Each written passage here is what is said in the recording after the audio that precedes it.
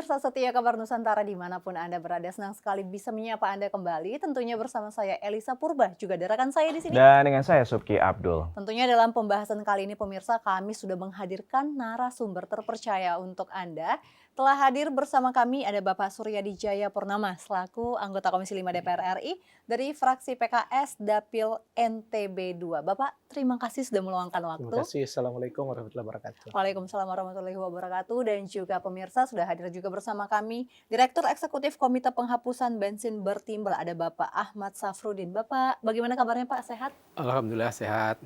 Dan Ya. juga Elisa dan juga pemirsa, ini kita kali ini akan membahas terkait dengan bagaimana nih sejumlah kebijakan pemerintah untuk akhirnya bisa mengurangi polusi udara yang begitu sangat berbahaya kalau misalnya kita lihat beberapa minggu belakangan ini. Ya. Salah satunya ada terkait dengan bagaimana rencana penghapusan Pertalite dan juga salah satunya ini adalah penggunaan transportasi umum yang juga baru saja diresmikan oleh Presiden Joko Widodo, yaitu LRT. Seperti apa kalau misalnya dari Pak Suryadi nih melihat kalau misalnya kita membahas salah satu wacana pemerintah dalam hal ini Pertamina adalah menghapus Pertalite menjadi Pertamax Green 92. Sejauh ini bagaimana tanggapan Bapak? Ya, jadi secara umum tentu kebijakan yang memang mengurangi dampak lingkungan ya, penggunaan bahan bakar tentu kita dukung ya. Hanya saja perlu kita dalami lebih jauh apakah kebijakan ini kemudian konsisten dengan target awal. Termasuk juga implikasinya secara ekonomi gitu. Karena bisa jadi nanti pengalihan-pengalihan ini ternyata hanya di hilirnya, tapi di hulunya tidak dilakukan. Gitu ya. Sehingga memang yang kita butuhkan itu adalah konsistensi dari hulu ke hilir, hingga kebijakan itu terintegrasi keberpihakan kita kepada lingkungan, termasuk juga keberpihakan kita kepada masyarakat. Jangan lihat memang ada inkonsistensi dari pemerintah dari kebijakan sebelumnya. Ada beberapa yang inkonsisten, misalnya meminimalisir penggunaan kendaraan berbahan bakar fosil misalnya ke kendaraan listrik gitu. Tapi tidak konsistennya pembangkit listriknya masih menggunakan fosil. Jadi kan sebetulnya sama ininya gitu. Hanya memindahkan lokasinya di satu sisi bersih, tapi di tempat lain justru terjadi pencemaran udara karena. Jadi itu yang kita maksudkan. kalau menurut Pak Ahmad gimana ini tanggapannya? Iya, sebenarnya sudah terlambat ya kalau kita mau tahun depan ya Pertalite di-upgrade menjadi Pertamax Green gitu ya. Tahun 2015 waktu Pertalite itu di-launching gitu, kami sudah protes, Pak. Jadi kenapa protes ya? Karena sejak tahun 2007 kita sudah adopsi standar Euro 2 untuk kendaraan bermotor kita. Nah, standar Euro 2 syaratnya itu bahan bakarnya harus memenuhi syarat untuk kendaraan standar Euro 2 juga, yaitu misalnya ya RON-nya, ratio oktan number-nya minimal 92. Kemudian sulfur kontennya maksimum 500 ppm gitu. Nah, begitu seterusnya. Jadi kalau diedarkan Pertalite 90, RON-nya tidak memenuhi syarat, kemudian sulfur kontennya juga tidak memenuhi syarat. Pertalite itu sulfur kontennya sekitar 150, sementara kebutuhan kita itu maksimum hanya 50 ppm gitu. Jadi dalam konteks inilah sebenarnya memang sudah terlambat untuk adopsi green Pertamax tersebut ya. Memang sudah terlambat Pak Ahmad, tapi apakah ini merupakan langkah yang mungkin kita bisa optimis ke depan dengan mengadakan Pertamax Green 92? Tanggapan Bapak? Ya harusnya sekarang, nggak usah nunggu Nggak tahun usah depan. nunggu tahun depan gitu, langsung Apalagi aja kondisi Jakarta sedang Polusi. dikepung krisis pencemaran udara seperti ini gitu. Jadi makin cepat makin baik. Dan kebijakan untuk men-switch ya menjadi Green 92 itu nggak sulit. Bagi Pertamina nggak sulit. Memang yang problem yang sulit pasti political business-nya. Ada banyak kepentingan di situ seperti itu. Nah, kalau Pak Suryadi ini kan melihat bahwa perubahan atau penghapusan Pertalite ini kan dampaknya akan begitu besar gitu Pak bagi beberapa sektor. Kalau misalnya melihat jauh ini, apakah ini pemerintah sudah siap dengan segala dampaknya dan juga segala mungkin akan ada penambahan subsidi energi juga terkait dengan hal tersebut Pak? Ya memang itu yang kita maksudkan di perencanaannya, setiap kebijakan itu kadang-kadang tidak tuntas ya. Misalnya bagaimana dampak ekonominya bagi masyarakat kecil gitu yang selama ini menggunakan Pertalite gitu. Atau kalaupun misalnya nanti dibebankan kepada Pertamina, ini juga akan membebani keuangan di BUMN kita gitu. Lalu gimana solusinya? Kalau dibebankan kepada APBN, ya, lagi-lagi itu juga akan banyak faktor yang nanti akan berpengaruh. Misalnya kalau subsidi diperbesar, banyak program-program lain yang juga tidak terlaksana. Akan gitu. saling berdampak jadi gitu. kelindennya ini sangat banyak. Ya.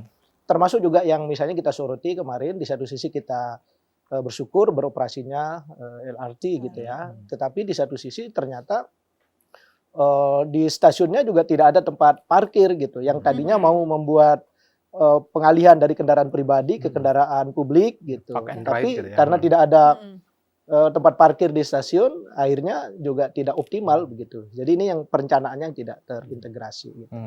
Nah, kalau misalnya Pak Ahmad ini kan melihat bahwa rencananya penghapusan akan 2024. Apakah tidak ada opsi lain atau memang opsi Pertalite ini salah satu jalan keluar terbaik yang ada saat ini atau ada opsi lain? Karena kan kalau melihat dari dampak tadi Pak Suryadi juga bilang bahwa ini akan ada berdampak pada subsidi-subsidi lain yang juga nantinya akan mempengaruhi postur anggaran kita. Iya, dalam konteks spek bahan bakar ya, Pertalite memang harus di-upgrade gitu ya. Nah, kemudian ketika ada ekses ke budgeting ya, ke finansial, ke ekonomi dan sebagainya, ke subsidi dan sebagainya, memang di situ harus kita bahas. Nah, untuk dibahas ya kami mengusulkan Pak, jadi sebaiknya DPR segera mendorong ya adanya transparansi dalam hal pricing policy bahan bakar ini. Karena kalau kita belajar dari Malaysia, Malaysia itu bisa menjual BBM sekelas Pertamax Turbo, berapa harganya? Hanya 2,1 ringgit. Itu kurang lebih Rp7.200 per liter ya. Sementara kita jual Pertamax Turbo Rp16.000. Ada apa itu? Kemudian Australia ya. Australia itu standar BBM-nya standar Euro 6. Jadi 2 level di atas Pertamax Turbo gitu. Berapa harga pokoknya? Harga pokoknya hanya sekitar Rp10.000 per liter. Kalau dikenakan sistem perpajakan kita dalam hal bahan bakar ya, ada PPN 11%, kemudian pajak BBM 5%, plus keuntungan Pertamina, katakan ada 26% yang ditambahkan, maka tidak lebih dari Rp12.600 per liter kita sudah dapat BBM sekelas Euro 6 gitu. Jadi dalam konteks ini mutlak ini harus ada transparansi tadi, ada restrukturisasi ya soal pricing policy di BBM di Indonesia ini gitu. Ya, kalau gimana Pak Suryadi melihat pricing policy yang ada di Indonesia saat ini? Tapi ada juga mungkin Menko Maritim sering mengatakan bahwa janganlah banding-bandingkan dengan Indonesia dengan Malaysia dengan apa itu kan, tapi kan sebenarnya memang faktanya seperti itu gitu Pak. Iya kan, dunia kita ini kan sudah terbuka. Publik itu tahu di setiap negara itu seperti apa.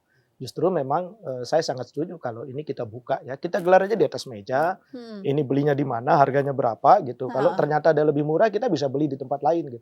Justru ini kan yang jadi problemnya gitu. Rantai pasok kita ini terlalu panjang gitu ya, sehingga setiap perpindahan dari satu pihak ke pihak lain tuh pasti akan ada pemborosan dari sisi harga. Nah itu kan sebetulnya kalau ada keinginan kuat untuk bisa menghemat, saya kira sangat mungkin gitu. Nanti kita juga ada data katanya terkait dengan bagaimana sebelumnya dari premium Pertalite ini bisa mengurangi kadar emisi karbon dioksida 14%, sedangkan kalau Pertalite ke Pertamax bisa sampai 27%. Apakah benar? Kita akan lanjutkan perbincangan kita di Kabar Nusantara, jangan kemana-mana.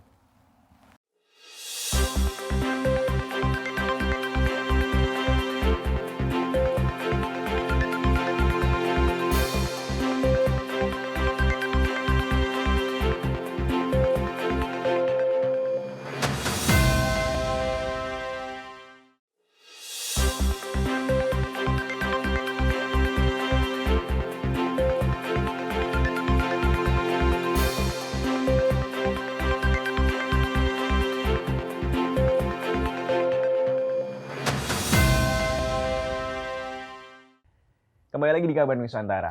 Nah, kita masih membahas mengenai bagaimana peralihan dari penghapusan Pertalite ini masih dicanangkan oleh pemerintah untuk dilaksanakan di tahun depan. Mungkin ke Pak Ahmad dulu melihat bahwa ini kan disebutkan juga Pak, dari Pertalite ini bisa dari premium ke Pertalite. Waktu itu dicanangkan itu bisa mengurangi emisi karbon dioksida itu sebesar 14%.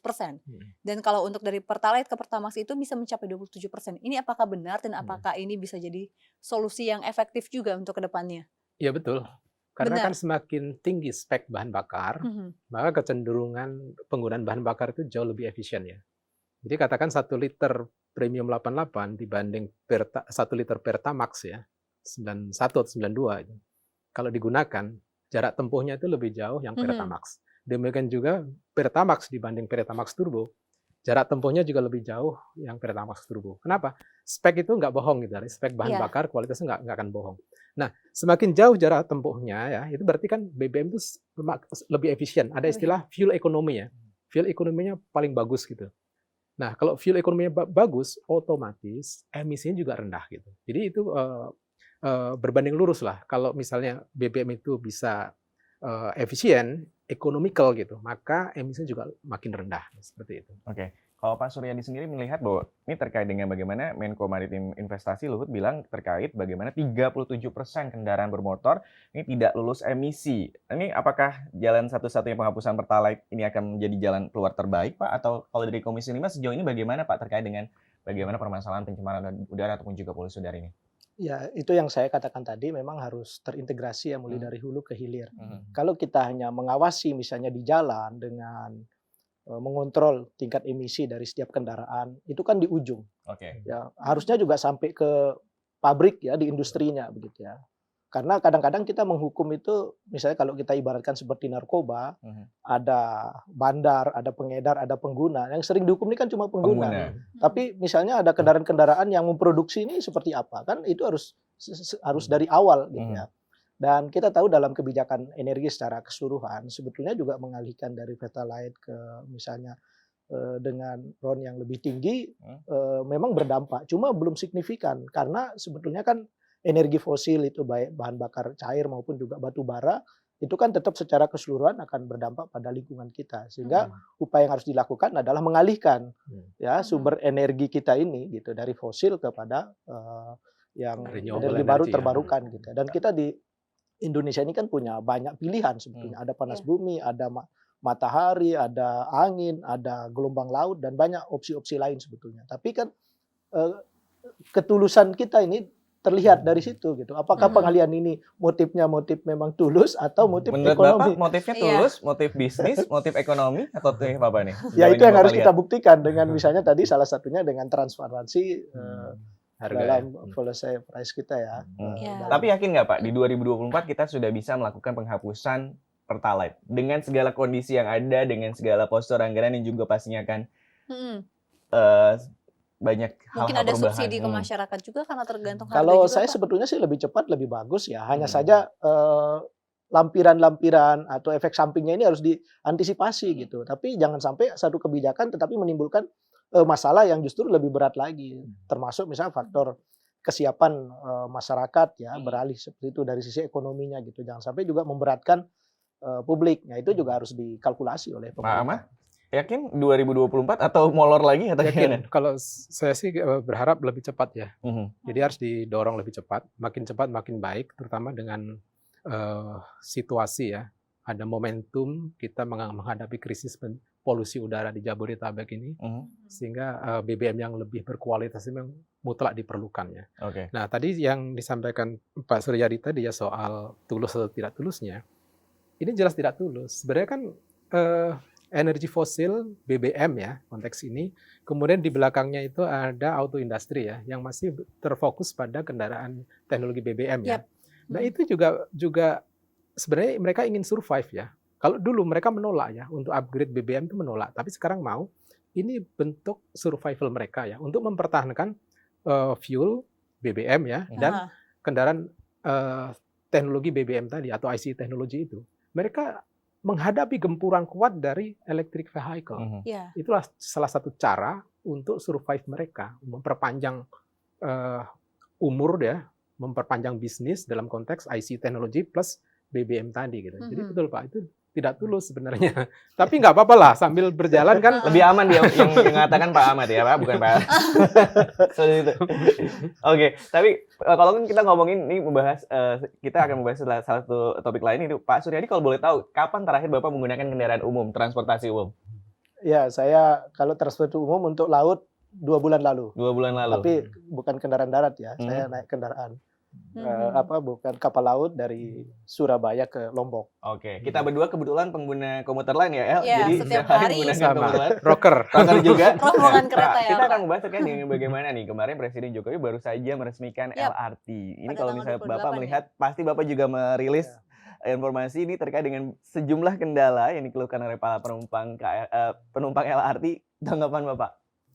Ya, terkait dengan LRT saya kira itu sesuatu yang positif ya, dengan spirit bagaimana mengalihkan dari kendaraan pribadi ke kendaraan publik gitu. Hanya saja ada banyak hal yang ternyata setelah beroperasi baru kita tahu. Salah satunya adalah pintunya yang terlalu pendek. Betul. Setelah saya telusuri, mereka menggunakan riset 9 tahun lalu Rata-rata yang tinggi. mengatakan riti-riti tangga orang Indonesia itu 160 Iya. cm. Padahal sekarang ini itu rata-rata tinggi orang Indonesia itu sudah 166 cm gitu berdasarkan World Data. Jadi kita minta supaya Kementerian Perhubungan dalam hal ini sebagai otoritas yang mengelola perkeretaapian itu membuat standar. Ya, karena nanti juga akan terkait dengan desain tempat duduk, kemudian juga pintu dan lain-lain gitu. Jadi perencanaannya yang harus lebih matang ya. Termasuk kita apresiasi 90% dari kereta kita ini produk dalam negeri.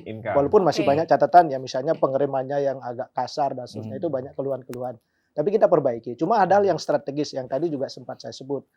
Di stasiunnya kan tidak ada tempat parkir gitu. Iya. Ini tidak ada solusi sehingga orang yang tadinya pingin cepat tapi harus menuju stasiun berjalan kaki dari tempat yang jauh di tempat parkir. Nggak efisien waktu juga Nggak jadinya efisien ya, Pak. waktu. Sehingga orang akhirnya memilih lagi kendaraan pribadi gitu. Jadi itu ya integrasi dalam perencanaan kebijakan. Tapi sebenarnya ini dikabarkan juga udah dari perencanaan sampai LRT ini jadi itu memakan waktu 8 tahun ya Pak, kurang lebih.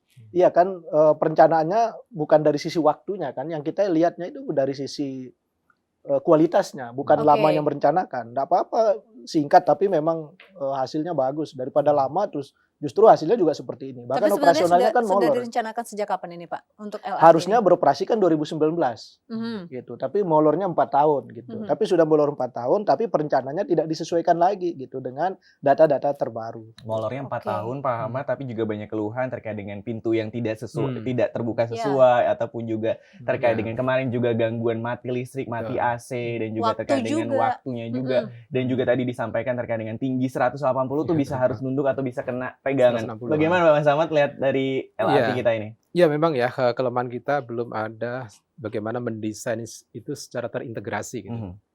Ya ini mungkin kritik ya untuk kawan-kawan engineer gitu ya. Dalam konteks ini ya harus kita pahami bersama ya, kita emang lemah di situ. Mudah-mudahan dengan kasus LRT ini bisa membuka kita semua ya, bahwa desain itu harus memang terintegrasi dari berbagai sudut begitu. Dari berbagai disiplin ilmu ya. Dalam mengembangkan LRT, mau tidak mau kan kita juga harus konsultasi juga dengan misalnya sosiolog, kemudian antropolog ya dan sebagainya gitu. Sehingga kita bisa menghasilkan satu desain yang pas untuk kondisi kita gitu. Jadi ini ya kritik juga ya untuk kawan engineer biar ke depan ya tidak terjadi lagi kesalahan-kesalahan yang tidak seharusnya terjadi seperti ini gitu. Nah, di sisi lain betul kata Pak Suryadi tadi memang akses ke stasiun gitu ya, itu masih problem. Nah, akses stasiun itu selalu yang keteteran itu Pemdanya ya. Jadi jangan semua diserahkan ke pengelola LRT-nya ya. Tapi Pemdanya harus responsif lah, proaktif gitu ya. Begitu stasiun dibangun, cepat dibikin akses gitu.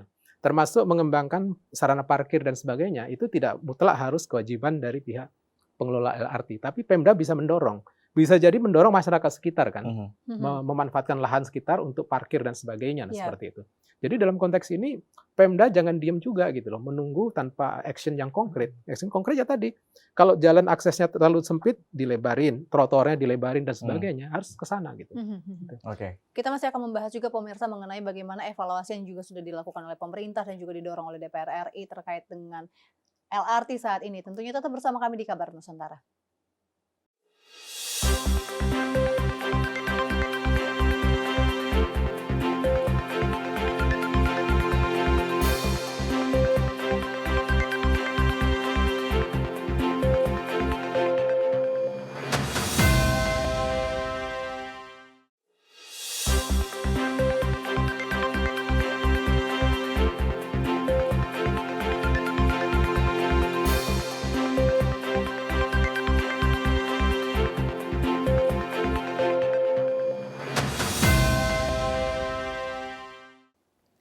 Ya pemirsa, kita masih membahas mengenai bagaimana evaluasi dari LRT ini di Kabar Nusantara. Ya Pak Suryadi, ini sebenarnya sudah ada statement dari mantan Menteri Perhubungan terkait dengan bagaimana Ignatius Jonan mengatakan bahwa ini PT Inka ini belum bisa memproduksi kereta. Seperti yang kita ketahui juga terkait dengan bagaimana nih produksi kereta LRT yang ada beberapa hal teknis yang juga menjadi sorotan. Kalau misalnya Pak Suryadi sendiri melihat, kalau dari Komisi 5 apa pernah kunjungan ke PT Inka Pak? Secara langsung kami belum pernah melakukan kunjungan, tetapi kita mengapresiasi spiritnya ya. Semangat untuk alih teknologi itu harus segera dilakukan. Hanya saja kadang kita sering terlambat. Misalnya kebutuhan kereta kita ke depan itu berapa gerbong, itu berapa unit dan seterusnya, tetapi kita tidak mempersiapkan dari awal gitu ya. Misalnya katakanlah kalau dulu waktu membangun di Palembang itu kan masih 55% kandungan dalam negeri. Nah sekarang sudah hampir 90%. Tetapi 90%-nya ini misalnya pemasangan AC dengan bodi kereta itu sendiri masih tidak sinkron gitu, karena bukan menjadi satu kesatuan sistem. Ya, jadi ini ya termasuk ada salah satu temuan BPK, misalnya pemasangan railman control system ya. Bagaimana sistem kontrol untuk kereta anjlok itu hanya dipasang di kereta yang di ujung depan dan belakang. Harusnya kan itu setiap rangkaian itu ada. Nah, oleh karena itu kita meminta supaya ada standar pelayanan minimum ya, baik itu standar pelayanan dalam konteks keselamatan, kemudian juga kenyamanan gitu ya. Karena ini kan kita ingin membujuk orang beralih dari kendaraan pribadi yang nyaman ke kendaraan publik gitu. Nah, itu harus ada menarik juga gitu, jangan sampai pemerintah ingin ngejar target tapi tidak ada pilihan yang baik gitu buat masyarakat. Oke. Kalau tadi saya tertarik juga dengan yang apa yang disampaikan oleh Pak Ahmad terkait dengan bagaimana Pemda juga berperan besar untuk mendukung masyarakat menggunakan LRT. Gimana tanggapan dari Pak Suryadi? Ya, secara umum kan selain karena memang faktor menghilangkan kemacetan, kemudian juga memperbaiki kualitas udara kita, pengalihan dari kendaraan pribadi ke kendaraan publik itu suatu yang sangat positif gitu. Hanya saja memang harus dituntaskan seperti tadi. Supaya ini menarik, misalnya tempat parkir ke stasiun itu juga harus disiapkan. Nah, ada problem di situ misalnya koordinasi. Ya pemerintah ini kan sebenarnya memang tugasnya untuk itu. Jangan sampai ini dibebankan kepada masyarakat gitu ya. Oh ini saling lempar tanggung jawab. Itulah problem kita. Jadi pemerintah pusat yang punya kewenangan mengkoordinasikan Pemda juga inisiatif gitu ya untuk melibatkan stakeholder lain termasuk pemerintah daerah. Ya, untuk sejauh ini kan bahwa untuk selama masa uji coba nih tarif LRT adalah Rp5.000 nih. Tapi nanti untuk kedepannya nih tarif mulai Rp5.000 untuk 1 kilometer pertama dan juga Rp700 per kilometer selanjutnya. Di total kalau misalnya dari Duku Atas sampai Harjamukti atau Duku Atas sampai Jatimulya ini kan sampai Rp30.000 tuh. Mas Ahmad melihatnya apakah ini masih bisa Diterima di kantong diterima di kantong masyarakat karena kita kan Rp30.000 seperti itu? Enggak. Jadi tidak affordable ya, tidak terjangkau oleh masyarakat banyak ya. Jadi keterjangkauan masyarakat itu paling menurut kami ya, karena saya ini juga pengguna sehari-hari gitu ya, jadi banyak ngobrol juga dengan para pengguna angkutan umum ya. Ya affordable-nya antara 8.000 sampai 12.000 di situ. Oke. Sementara kalau harus disubsidi juga berat juga ya. Jadi harus dicarikan alternatif, apakah LRT ini pengelolaannya dipadu dengan kombinasi bisnis periklanan misalnya ya. Kan banyak kan spot-spot iklan yang sangat strategis ya. Dengan memanfaatkan spot iklan seperti itu nanti juga bisa mengurangi beban yang harus ditanggung operasional dan akhir ujung-ujungnya masyarakat juga bisa membayar tiket dengan harga yang lebih murah gitu. Banyak kita harus kreatif lah. Artinya si pengelola LRT harus kreatif. Ini kan jalurnya kan di kawasan padat ya. Jadi sangat menarik untuk konteks periklanan, promosi dan sebagainya seperti itu. Kalau Pak Suryadi sendiri melihat tarif LRT kita gimana nih Pak? Iya, jadi memang tarif kita ini relatif tidak bersahabat ya, terutama untuk kalangan menengah ke bawah. Gitu. Oleh karena itu saya setuju bahwa perlu ada kreativitas dalam sumber pembiayaan, termasuk juga bagaimana penghematan dalam operasionalnya, ya penggunaan listrik, kemudian juga ahli teknologi yang memungkinkan biaya operasionalnya juga tidak terlalu besar. Gitu ya. Jadi saya kira ada aspek kreativitas untuk sumber penerimaan dari operator, tapi juga penghematan dalam operasinya itu penting. Benar. Oke, berarti ini kita akan terus dukung bagaimana siasat-siasat, jurus-jurus dari pemerintah pusat, pemerintah daerah, dan juga pastinya didukung oleh DPR untuk bagaimana mengurangi dampak dari polusi udara. Mungkin ke depan dari Komisi 5 akan ada apa nih Pak terkait dengan polusi udara yang terjadi di Indonesia? Ya, kita memang konsen di ini karena salah satu penyebab utama polusi udara itu kan di sektor transportasi ini cukup besar. Selain industri ya. Karenanya kita mendorong ada kebijakan itu pertama pengalihan dari kendaraan pribadi ke kendaraan massal, demikian juga penggunaan bahan bakar yang ramah lingkungan gitu. Termasuk juga penghematan dalam rute maupun di operasional moda transportasi itu. Oke. Kalau dari Pak Ahmad sendiri, ini kan kita berharapnya LRT ini bisa menjadi solusi, mengurai kemacetan juga, mengatasi polusi juga. Mungkin harapan yang bisa disampaikan ke Iya. masyarakat atau mungkin himbauan, Pak? Iya, Gimana? masyarakat harus memanfaatkan itu untuk melakukan mobilitas atau perjalanan ya, itu satu. Tapi kita juga perlu action konkret dari pemerintah untuk melakukan pembatasan penggunaan kendaraan pribadi. Jadi kadang-kadang sia-sia kita membangun fasilitas angkutan umum massal yang nyaman, aman, terjadwal dengan baik, tapi tidak dibatasi penggunaan kendaraan pribadi. Jangan lupa loh, banyak orang yang lebih nyaman dengan kendaraan pribadi gitu. Mobil maupun sepeda motor gitu. Jadi sudah saatnya dilakukan pembatasan penggunaan kendaraan pribadi. Ganjil genap itu tidak cukup ya. Nyatanya kan begitu ada ganjil genap, orang cenderung membeli 2 mobil kan. Satu genap, satu ganjil nomornya. Nggak efektif. Jadi harus saatnya ERP ya, Electronic Road Pricing itu saatnya. Oke. Dengan begitulah nanti terutama ya kawasan yang berimpit dengan jalur-jalur angkutan umum massal, kalau ada road pricing atau jalan berbayar tadi, mereka akan beralih ke angkutan. Ya, jadi harus dipaksa. Harus dipaksa. Kita harapkan bahwa dengan adanya LRT ini bisa akhirnya bisa mengurangi dampak polusi dan juga akhirnya bisa juga mengurangi kemacetan di Jakarta khususnya pastinya ya. Kita nanti kapan-kapan coba bareng. Ya, apalagi kan ini diharapkan terintegrasi juga dengan Transjakarta juga maupun dengan KRL juga ya, Uki ya. Betul sekali. Dan ini adalah akhir dari Kabar Nusantara dan terima kasih sekali lagi Pak Suryadi, anggota Komisi 5 DPR RI dari fraksi Partai Keadilan Sejahtera Daerah Pemilihan Nusa Tenggara Barat II dan juga Bapak Ahmad Syafruddin, Direktur Eksekutif Komite Penghapusan Bensin Bertimbal. Saya Subki Abdul dan juga rekan saya. Dan juga bersama saya Elisa Purba pemirsa dan bersama seluruh kru yang bertugas mengucapkan terima kasih telah menyaksikan Kabar Nusantara dan sampai jumpa. Sampai jumpa. Assalamualaikum warahmatullahi wabarakatuh.